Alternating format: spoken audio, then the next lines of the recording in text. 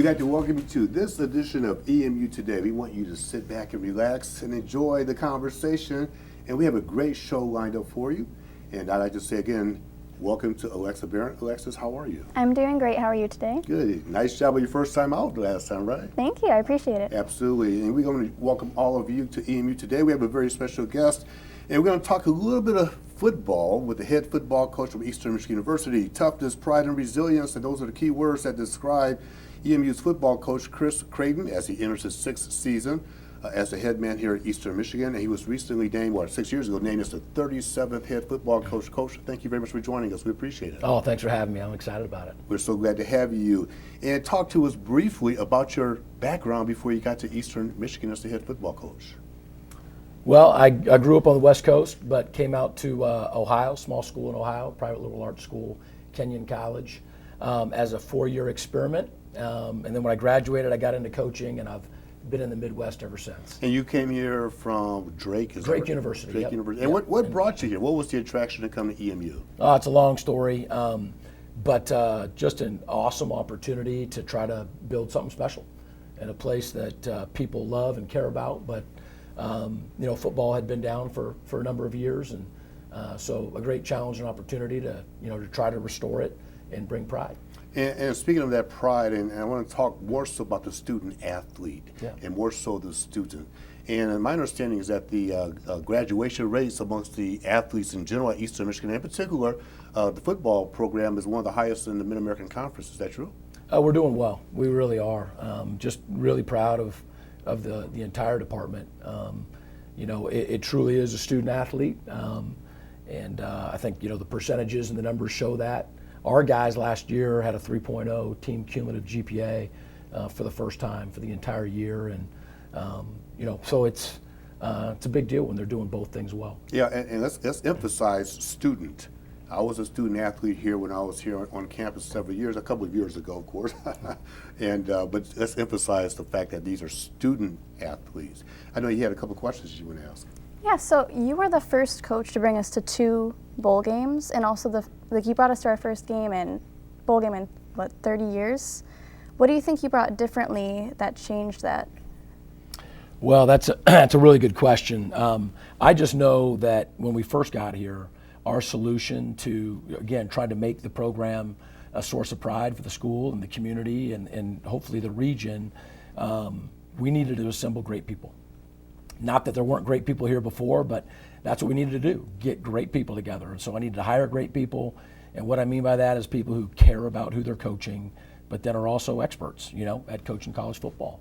And then needed to recruit people that, again, I would just say great people, and again, we're talented and passionate about the game of football, but just guys that you could trust and would represent us well. And I just felt, and still do, that if you get 115 great people together and coaches that care about them and doing things for the right reason, that really good things are going to happen. And that's an integral part of the college experience, is getting an opportunity to go watch the college football team and all of our student athletes. Certainly enhances the learning experience as well.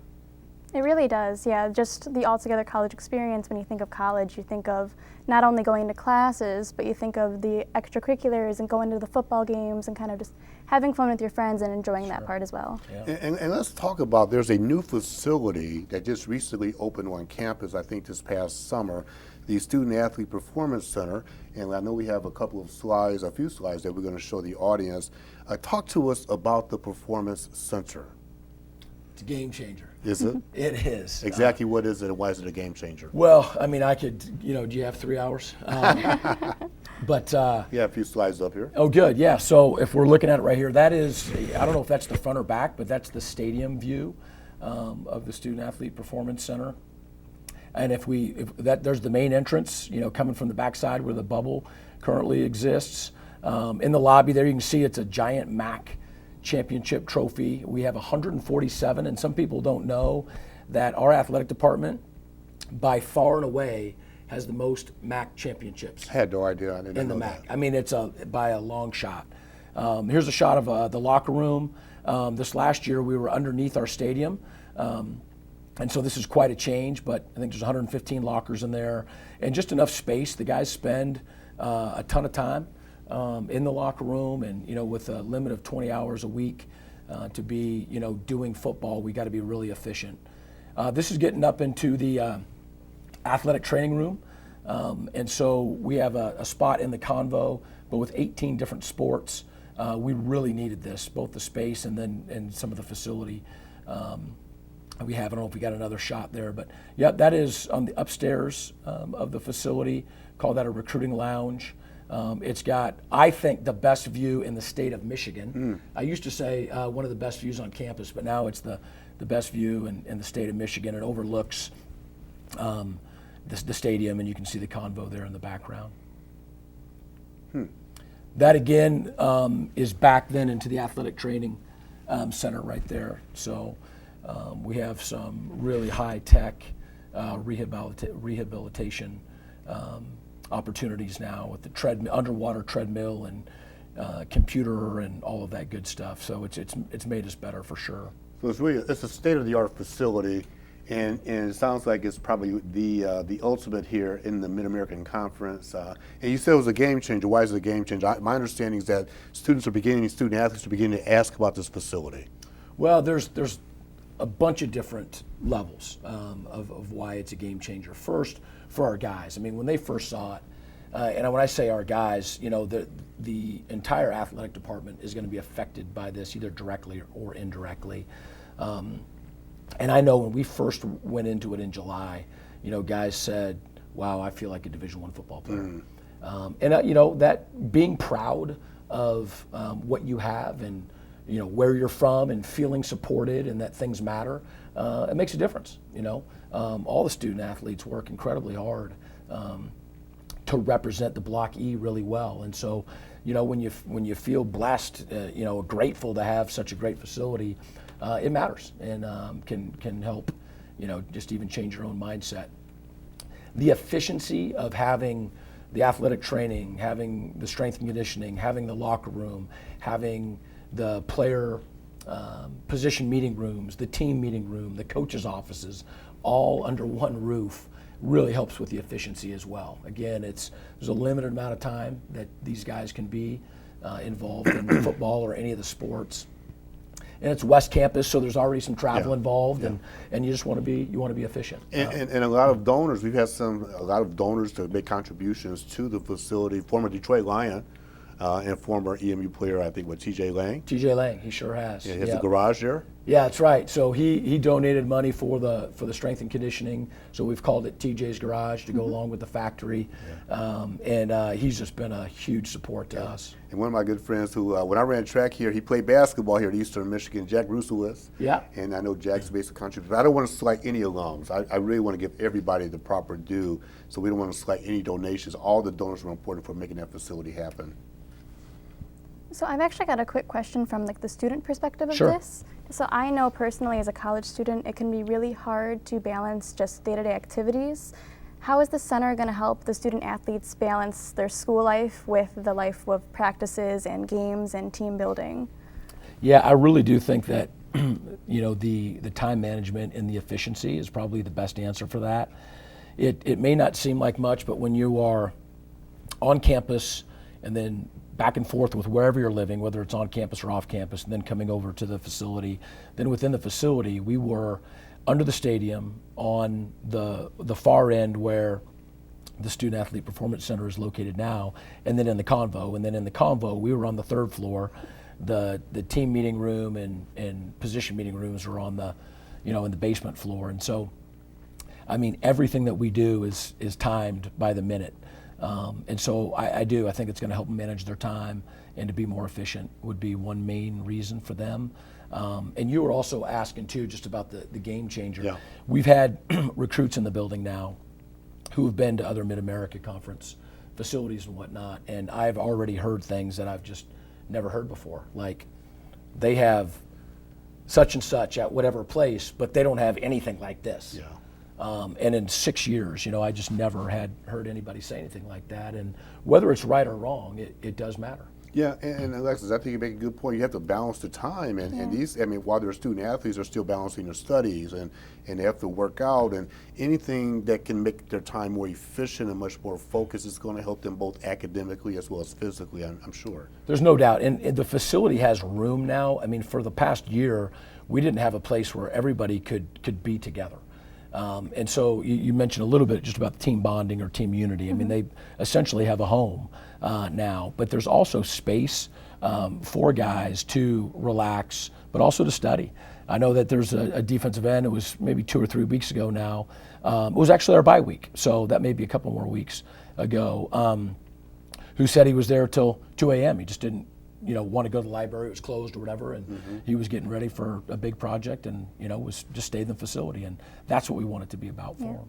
Yeah, and I'm just curious, and then we have maybe a minute or so remaining, as we think about comparing it to other MAC schools, is that, from your perspective, the top facility in the Mid-American Conference? I haven't seen them all. Okay. When we go to play a game, I mean, we can see some things from the outside, but they usually don't invite us in to go check out their offices and all of that. But, I mean, part of it for me is that it's not necessarily a competition with the other MAC schools. I get that it is.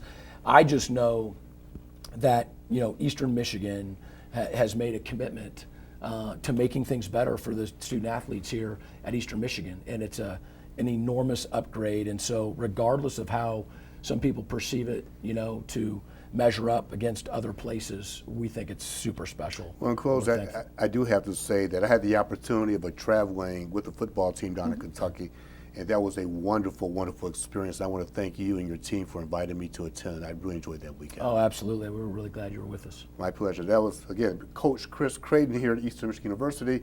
We wish you much continued success. Awesome. Thank you. And speaking of football, homecoming weekend was recently, and Ms. Jaden Short spent some time out and about talking to people about their experience for homecoming. Sit back and enjoy the experience with Jaden Short. We'll be right back. We're gonna win! Yeah! Great!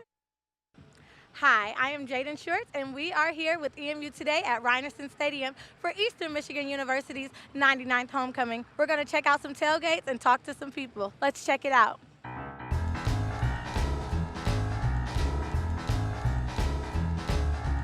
Yes, and how is the Rec IM feeling about the tailgate today? We're really excited to have our alumni back and our current student staff and to just celebrate them coming home.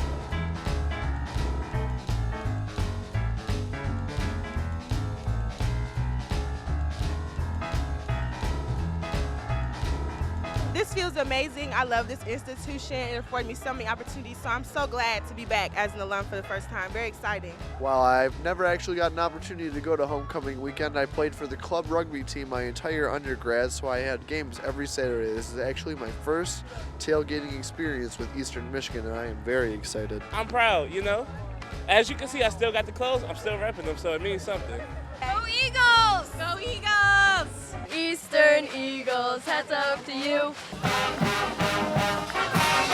What year did you graduate from Eastern Michigan? 2017. 93. 2010. 2009. 89. 65. I graduated 2003. 2003, yes. I was like, I don't remember. I go back to when the stadium was back on campus and they packed that 5,000 seat stadium.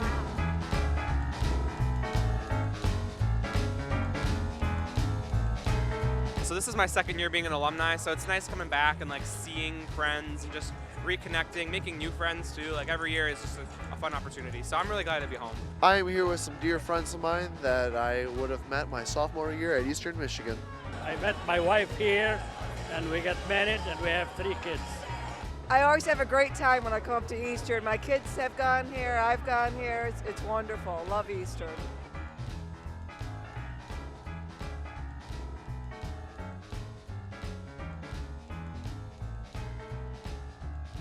This is home for me. I'm a local guy. I play football and basketball here at EMU.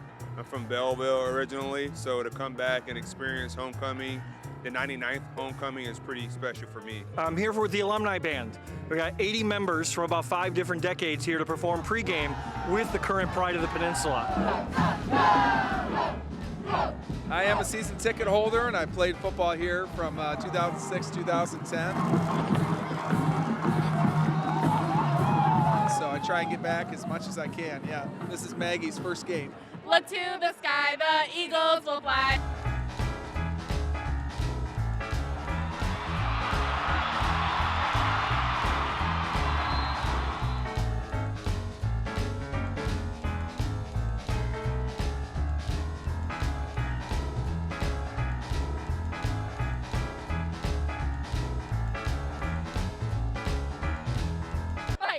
Fight for old EMU and victory. Go Eagles!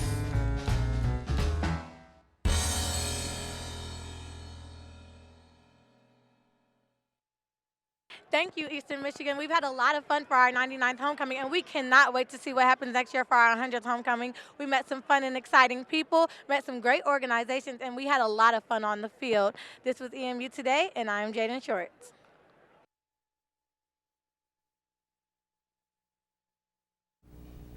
Thank you, Jaden. Appreciate that report on the homecoming. I had the opportunity of attending homecoming this year, and I want to thank President Smith and his staff for inviting me, and also our good friend Walter Kraft for inviting me to this year's game. Had a blast, ran into a bunch of old alums. It was a wonderful time, a wonderful opportunity to integrate as part of the college experience as well. Yeah, I actually didn't make it to the game, but I wish I did. Yeah. And speaking of the college experience, the band experience, I'd like to welcome Dr. Chandler Wilson, who's from Miami, Florida. Yeah. And this things with Florida A&M University, also known as FAMU, if you will. The Rattlers. The Rattlers. The Rattlers. I recall the Rattlers. Yes. But we want to welcome you to Eastern Michigan. You are the band director for the university? Yes, my official title is the Associate Director of Bands, and I'm also the director of the Marching Band as well. Okay. And so before we kind of unpack the experience with the band, because I know you're doing some phenomenal things. Thank you. But talk to us. What brought you up to Michigan from Florida? Well, I was completing my doctorate down at Florida State University, and when the job posted, two of my professors actually emailed me about 30 seconds apart and said, hey, this is a program that you really should look into. Not just because of the work ethic that the students have here, but the level of history that the music education department has as well, and to work with amazing faculty like Dr. Mary Schneider and Christopher Barrick, who's our director of the School of Music and Dance. It made it worth it. Yeah. And so talk about the transition to Michigan. And, was this your first time up here, or kind of? First time longer than 2-3 days. Yeah. Yes. I got a chance to come up a couple of times when I was a student at FAMU, and we performed at the Ford Field for a couple of football games. But the transition's been interesting. My allergies have been taking a beating a bit. Now you're a Michigander. Yeah, we're working on it. I'm slowly adjusting to the Michigander side, but we're looking forward to it. My wife and my daughter and I are kind of getting adjusted, so we're enjoying it. And speaking of Ford Field, the band had the opportunity of performing recently at the Detroit Lions game at halftime. Talk to us about that experience of performing for Eastern's band in front of 65,000 people. It was an amazing experience for one. I thought it was great for the students particularly because it's not every day you get to perform in front of 65,000 people. I did find out that the Lions fans are slightly loyal. I'm a Dolphins fan, so I understand how it is when we don't have a great winning season. But when I walked in and saw everybody in their seats, I was like, this is going to be great. But it was good for the students to get that opportunity, and especially to see how the production of it normally works, because there's really a lot of fast to go. So even though we get there an hour and a half before the game, we really don't stop moving for the hour and a half until we perform on the field and out. So it's something they would remember. So I thought it was a great opportunity. But yet you didn't find out it was a last minute because the Detroit Youth Choir was going to perform, but in case you're wondering, the Detroit Youth Choir was recently selected number 2 as part of a major competition. They were unable to participate, but you got the call a couple of days in advance. And yet you put on an outstanding show with very little lead time. And it was great. It was great timing, ideally, as well, because we were looking for something to get our show on the field. So, perfect time. So I'm actually curious, so when you first joined band as a student, whether it was high school, middle school, whatever, What were your ambitions then? Did you want to be a band director? When did you realize that's the career path you wanted to follow? Absolutely not. I just wanted to play and have fun. When I first started college, when I was an undergrad student at Florida A&M, I started off as a computer graphics major. So music was something I was good at, but I didn't plan on teaching. But we had an intervention one day. I was in the middle of marching band practice, and my marching band director asked me, "Why aren't you a music major?" and said, "Come to my office the next morning." And there's about 7, 8 of my professors in there, and they're like, "Hey, you should probably consider this." And it's been the story ever since. That's awesome that you had them to point you in the right direction. They did. It was definitely a blessing. So I got lucky. Yeah, you know, and as you talk about Florida A&M, and the band down there was full of energy, and again, the Rattlers, and I've had the opportunity of seeing some of their performances. Now, the connection to Eastern Michigan, Coach was saying, Coach Creighton was here, as you know, doing the first segment as he was leaving the studio. He says you brought a lot of energy to the Eastern Michigan band, and apparently before each game, I guess there's a chant or there's something that the band says, and the players feed off of what the band is saying. What exactly is that? It's a tune called "We Ready," and this year, when we go out and teach the fight song to the football team, we decided we'll just try something different, come out with something that's going to get them really excited, or slang term crunk, to get them in the mood and ready for football. And it became something that now we do right after the coin toss. So the coin toss happens, and we put the tune up on the board and the sound system, and we join in and play just to get everybody excited and hyped. So energy is kind of what we're all about. We just want to make sure the energy is there at all the events so we can support our team. Who actually does the choreography for how big is the band on any given Saturday performing? Right now we're about 160. So how do you coordinate 160 participants to dance and move on a football field? Years of practice. Yeah. But the students come up with a large amount of choreography on their own. There are some things that I have done for them just to kind of, especially if something has to be done really quick, but we want to make sure we give the students all the opportunities to kind of self-reflect and, not self-reflect, but to give them some type of self-opportunities to expose and, try and see what they can come up with. So I asked this question to Coach Creighton earlier about student athletes and balancing the life as a student with sports. The same kind of goes in hand with student musicians. How does the program help these students to balance the life of practices and performances with their schoolwork? Well, what we try to do is make sure that they're strict, very on their schedule. We practice 3 days a week for 2 hours, and that's about it. I do have a philosophy that once we're done, we're done. So I don't hold them all the way until the end. If we accomplish what we needed to accomplish that day, then we make sure we can get them out early. Or if we happen to go over a little bit of time that day, I give it to them next day. Hey, we won't start till 5 o'clock because we went too far on Monday.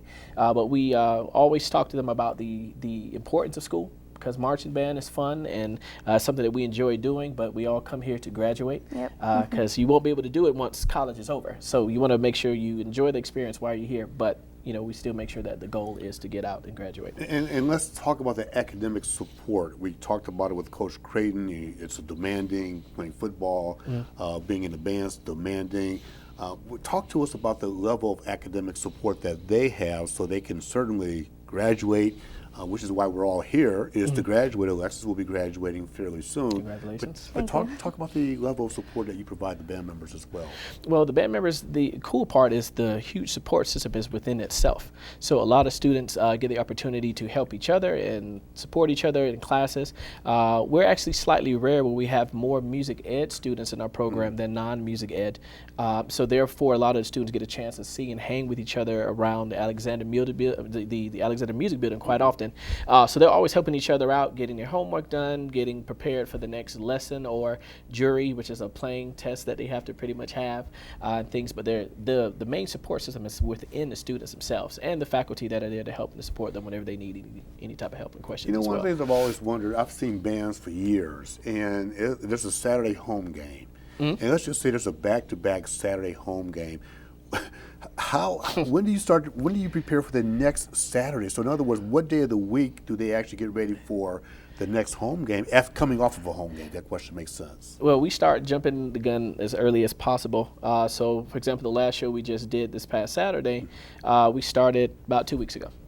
So we can kind of lay out a schedule and do our best to try to keep that. And that also helps the students with their studies too, so they're not cramming everything at one time. It's like, hey, we're going to work on this week, or we're going to start this slightly earlier, so they can start looking ahead as well. But we kind of try to plan it out so we don't have to rush and make it happen, and also make sure that the show is actually the best it can be. So it's kind of like your daily schedule, right, Alexis? Oh yeah, definitely. Classes and you're running from point A to point B.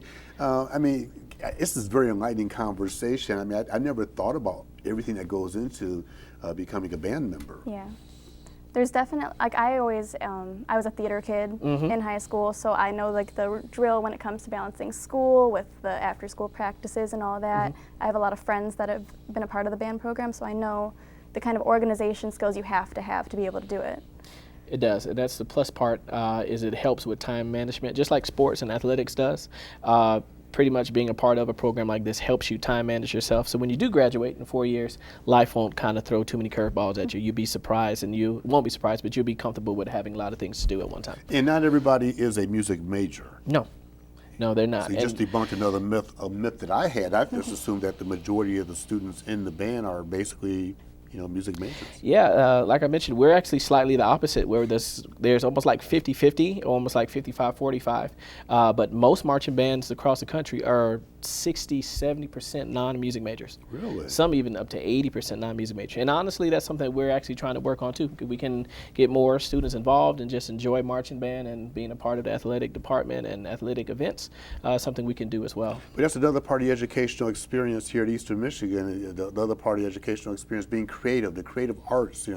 We've heard stories about the various high schools in Detroit's of the world, Chicago's of the world, the big cities, or any city for that matter, where some of the musical arts has been cut. Yes. And clearly exposing our students to the music in the theater area is beneficial short term and longer term, even after you graduate. That is true. It's one thing that pretty much never leaves. Music is there when we are born. It's there throughout our whole life, and then it's always there once we decide to go on. So music and arts and theater, they're something that we can always deal with and be a part of. We enjoy watching movies, and we enjoy watching comedy shows and things like that. So that makes it universal all the time. So you it's very experience important. it all the time. Do you find it as an advantage for you as well? You've been in theater arts, I think, right? Oh yeah, I'm a film major. I'm a theater minor. I've done this stuff pretty much my whole life, and I find being creative definitely helps academically as well. It helps you think through different processes and just concentrate better. We have a minute remaining or so. I got to ask the most important question. Are you going to allow me to perform in the band? You can play, sure. As long as you can hold a horn, I'll teach you. We'll make it happen for you. Yeah, it's not going to happen. Okay, it was worth a shot. So I got to ask you in closing, any big plans for the remainder of this year as you think about the remainder of the academic year going into next year? Well, what we are looking for now is kind of getting prepared for next year. What we're looking for is increasing the numbers in the band. We want to shoot over 200. Get out there and travel to help and support the football team. So go to away games, and anything we can do to kind of get national exposure also is something we're definitely looking to do. Well, Dr. Chandler Wilson, Director of Bands here, Associate Director of Bands here at Eastern Michigan University, congratulations. We appreciate you coming. Thank you. I've heard nothing but great things about you. I appreciate that. And we appreciate you all tuning in to EMU Today. We will check you out next time.